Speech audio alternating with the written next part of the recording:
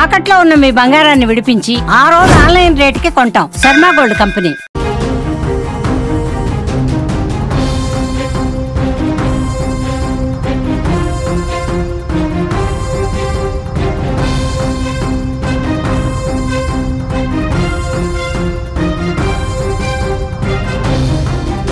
చేసిన పాపానికి ఫలితం కనిపించింది. ఇకనైనా మారుతుంది అనుకుంటే మన పొరపాటే. పాకిస్తాన్ తన నీచమైన బుద్ధి ప్రదర్శిస్తూనే ఉంది.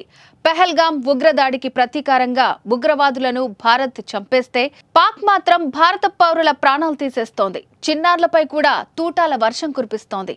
ఆపరేషన్ సింధూర్ను జీర్ణించుకోలేక బోర్డర్లో విచక్షణారహితంగా కాల్పులకు తెగబడుతోంది పాకిస్తాన్. వాస్తవాధీన రేఖ వెంట కుప్వారా, బారాముల్లా, ఉరి, అఖ్నూర్ సెక్టార్లలో పాక్ రేంజర్లు కాల్పులు చేస్తున్నారు. నిన్నటి నుంచి ఆ దేశం జరుపుతున్న కాల్పుల్లో 15 మంది భారత పౌరులు మృతి చెందగా 50 మంది వరకు గాయపడినట్లు ఇండియన్ ఆర్మీ ప్రకటించింది. ఇక మృతుల్లో 4 చిన్నారులు కూడా ఉన్నారు. మృతులతో పాటు గాయపడ్డ వారంతా పూంచ్ జిల్లాకు చెందిన వారిగా గుర్తించారు. ఈ కాల్పుల్లో దినేష్ కుమార్ అనే ఓ ఆర్మీ జవాన్ కూడా అమరుడయ్యాడు.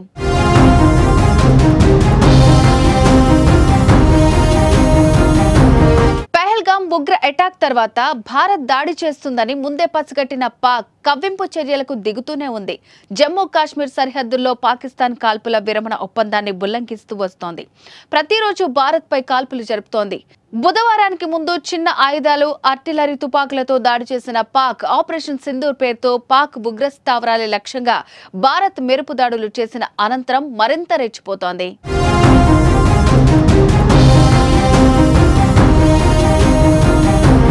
బుధవారం అర్ధరాత్రి తర్వాత కర్నా సెక్టార్లోని పౌర ప్రాంతాలను లక్ష్యంగా చేసుకుని షెల్లు, మోర్టార్లను ప్రయోగిస్తోంది. సాధారణ నివాస ప్రాంతాలే లక్ష్యంగా పాక్ సైన్యం కాల్పులకు పాల్పడుతోంది. పాక్ సైన్యం కాల్పులకు భారత్ ధీటుగా జవాబిస్తోంది. వారికి తగిన గుణపాఠం చెప్తోంది. కుప్వారా, రాజౌరి, పూంచ్ సెక్టార్లలోని పాకిస్తాన్ ఆర్మీ పోస్టులపై దాడి చేస్తోంది. భారత్ చేసిన దాడిలో పాక్ సైనికులు కూడా మరణించినట్టు సమాచారం.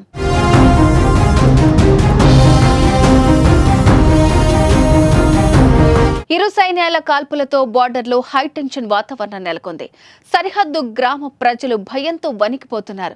ప్రాణాలు అరచేతిలో పెట్టుకుని సురక్షిత ప్రాంతాలకు వెళ్లిపోతున్నారు. కొందరు బంకర్లలో ఆశ్రయం పొందుతున్నారు. ఈ కాల్పులు పూంచ్ సెక్టార్కు మాత్రమే పరిమితమయ్యాయి. ప్రాణ నష్టం సైతం అక్కడే ఎక్కువగా జరిగిందని అధికారులు వెల్లడించారు.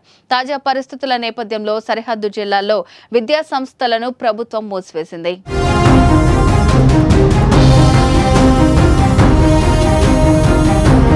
మరోవైపు జమ్మూ కాశ్మీర్లో ముష్కరుల కోసం వేట కొనసాగుతోంది. ఉగ్రవాదుల కోసం భద్రతా సిబ్బంది, పోలీసులు తీవ్రంగా గాలిస్తున్నారు.